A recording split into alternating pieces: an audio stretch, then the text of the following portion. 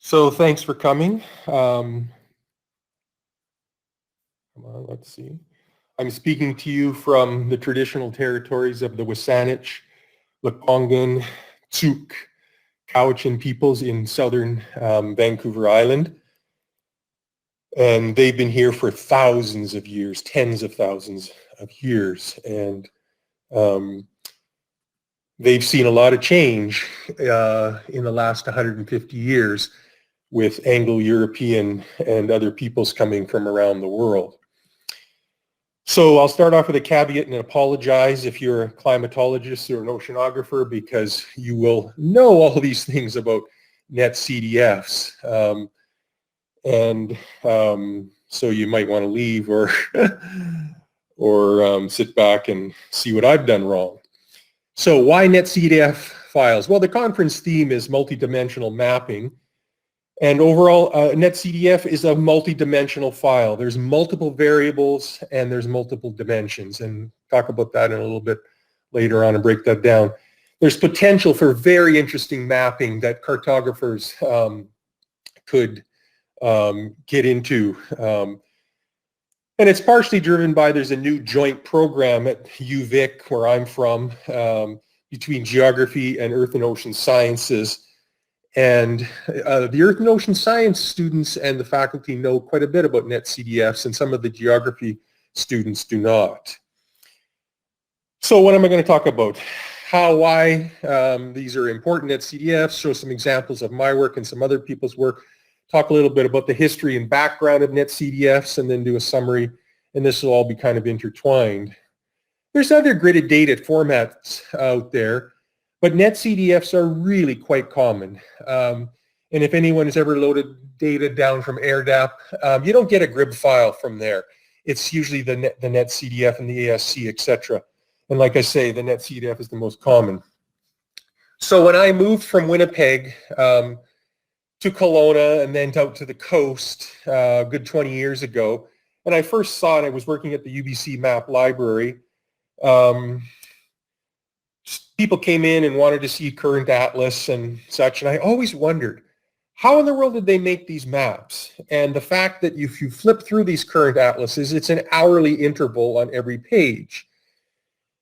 And basically, you know, it's, as they state in the atlas, it's the arrows are indicating the direction and the velocity of the currents by the thickness of the arrow and the direction that the arrow is placed. And again, this is at an hourly interval.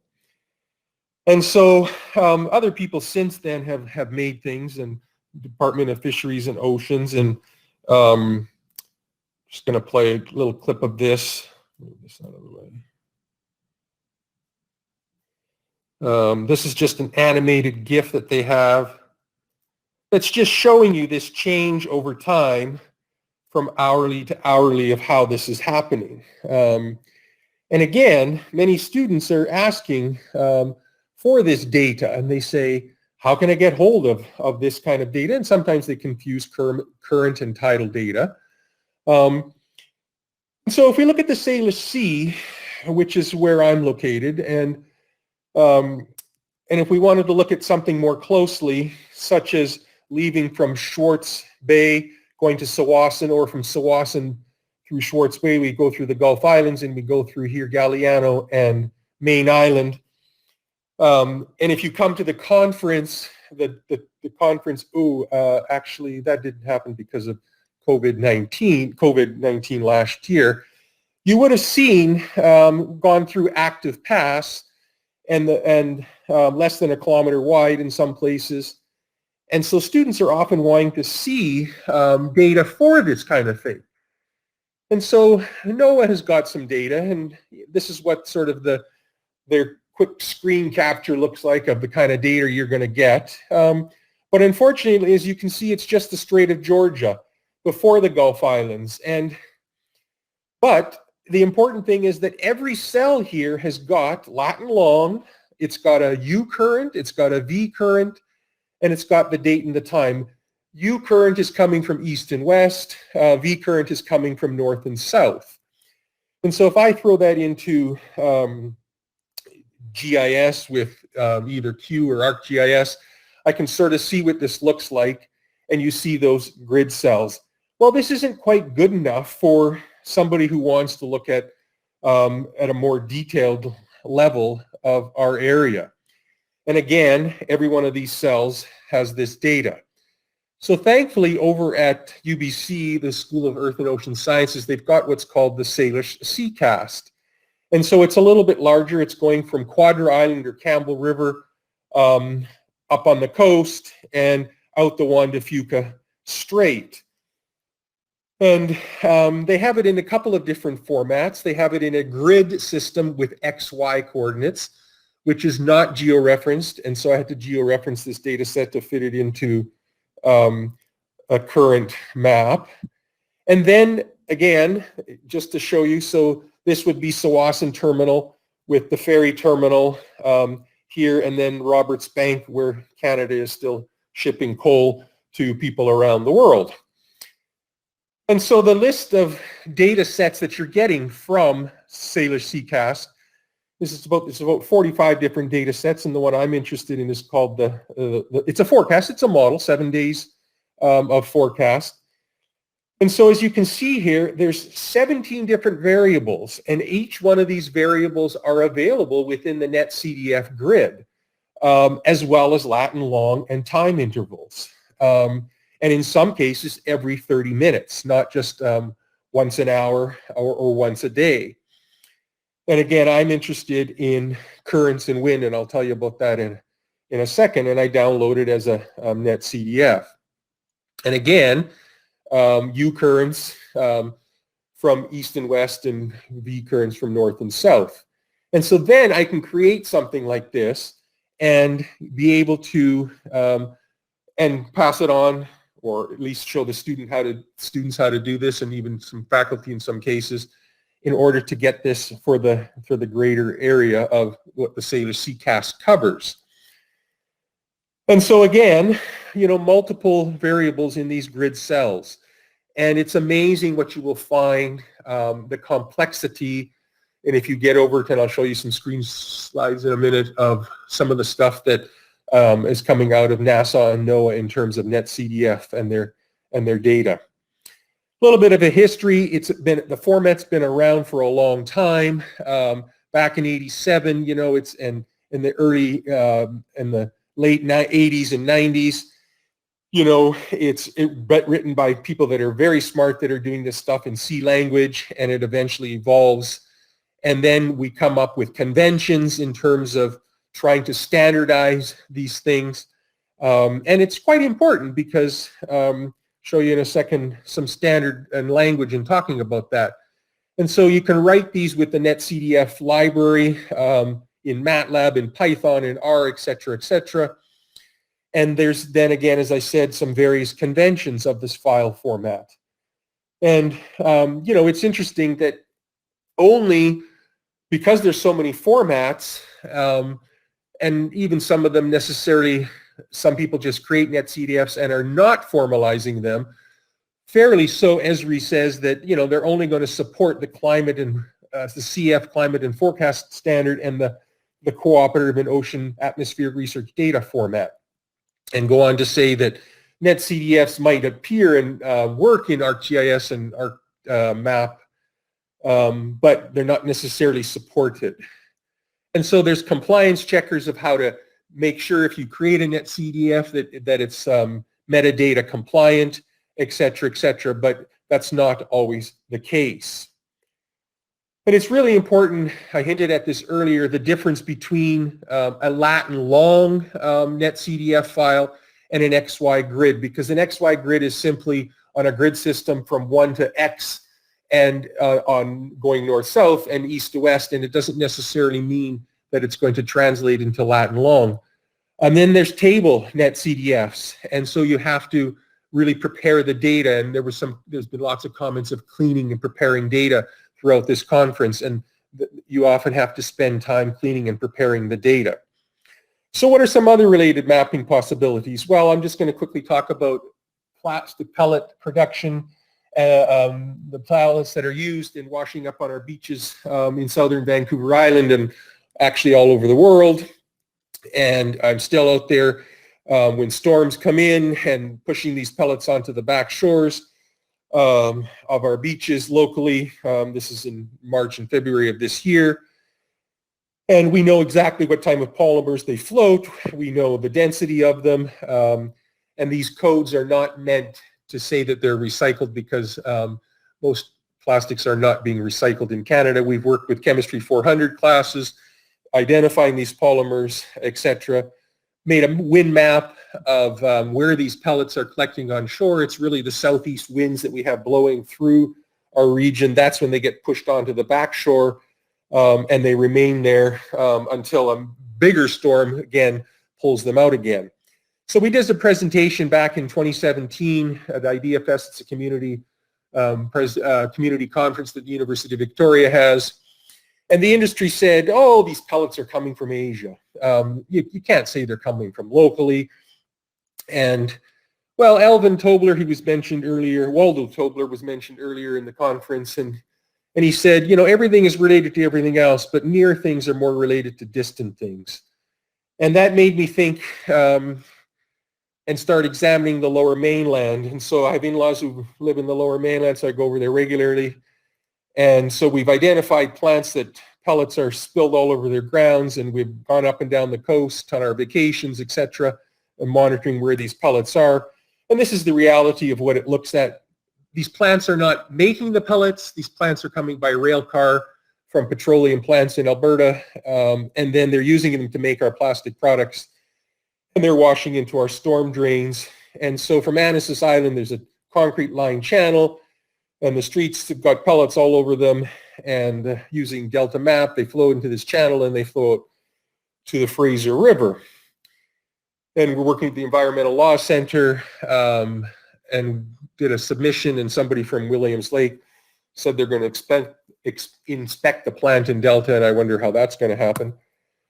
And we work with Surfrider, and so there's a friend who's current PhD student at UVic in the Earth and Ocean Sciences School, and he used to Salish Seacast, and then he said to me, Daniel, ocean parcels, have you heard of ocean parcels? And so ocean parcels is a particle tracking model that is developed out of the Nederlands and by some very, very clever folks using advanced mathematics. And they've developed this model of trying to track plastic particles. And so Matthew Miller made up this little model for us. He threw 1,000 particles into the Salish Sea, into the Georgia Strait, and just wanted to see what would happen in time. And there's lots of different ways you can play with this model in terms of having them continuous released. You can do it from a reverse model, et cetera, et cetera. And so then I thought, well, I've got to play with this and do it a little bit differently than Matt. And so again, I'm using the Salish Seacast, and this is where it comes back to NetCDFs. I'm having to use a NetCDF.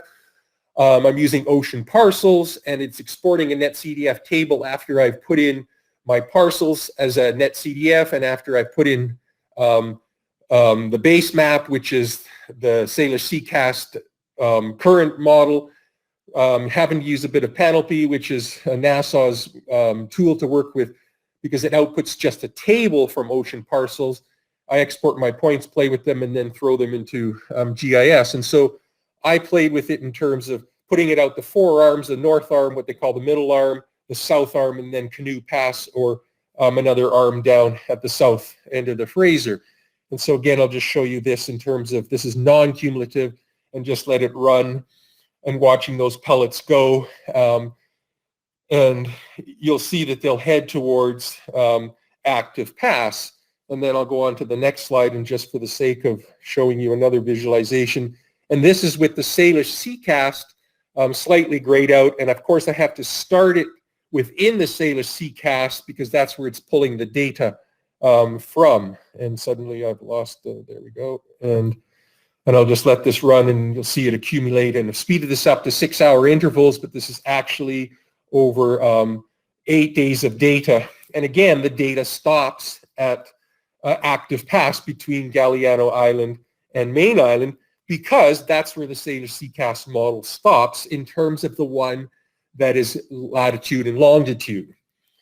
So that's enough about my work, and it's not really that important. The most important thing I was trying to talk about is NetCDFs. And so I'm challenging cartographers because this is just my my map of, there's sea ice concentration at a 25 kilometer resolution from Polar Watch air depth, 1850 to January 2017. And, it's a huge difference in terms of ice change. And so again, you can get this data from Polar Watch air depth and pull it down and do something more creative than what I've done.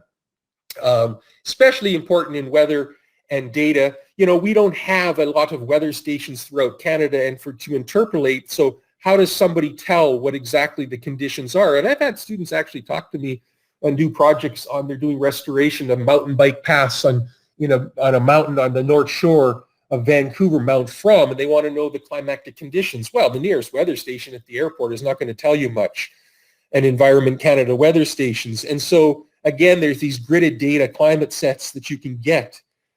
Precipitation hourly from 1948, North American regional analysis 8 times daily from 1979. And so that's amazing, the data sets that you can pull down. You can see their methods and their collections of the way they do it. And I'm going to do a quick example of, and especially in the times of climate change, that they've got data on 3-hour intervals, that's 8 times a day, that you can get. And again, you see these various different data sets that they can get. And so my friend Peter Pellet at the University of Calgary, working with a PhD student there, wanted to see muskox lungworm movement in the Arctic. And it's because the climate has warmed since 1979, and they can show this in 3-hour intervals, that he put up this model. It took 18 hours to run for the model to extract from NetCDFs to pull this data. And so then they can see how the climate has warmed, and thus the muskox lungworm is not dying over time, and it is moving northward in the population and in the grasses of the muskox. And so I said I wanted to talk about coast to coast, and so getting back to the East Coast, by the way, I can hardly wait till COVID is over and we can head out back to the East Coast. There's some great conferences, great memories of going out there with my family. And so the same thing exists out east, of course. And again, if you're a climatologist, you know all this stuff, but for those of you who don't, hourly, daily resolution in terms of winds over time. Then you can get hourly precipitations and daily and 3 times daily of precipitation for the East Coast. And it's just amazing, the data that's out there in this NetCDF format. And so really that's come to the end of my talk. I've defined what a NetCDF is. I've talked about some conventions. I've shown some examples. And I have this tendency, I work on these things, work with the data, not only the presentation until 11:30, 12:30, 1:30 in the morning when my kids are asleep, and then I fly through my presentation. So forgive me if I've gone too fast, and if there's any questions, I'm willing to entertain them, of course. So I will stop sharing now. That was an incredible amount of information. Thank you so much for sharing.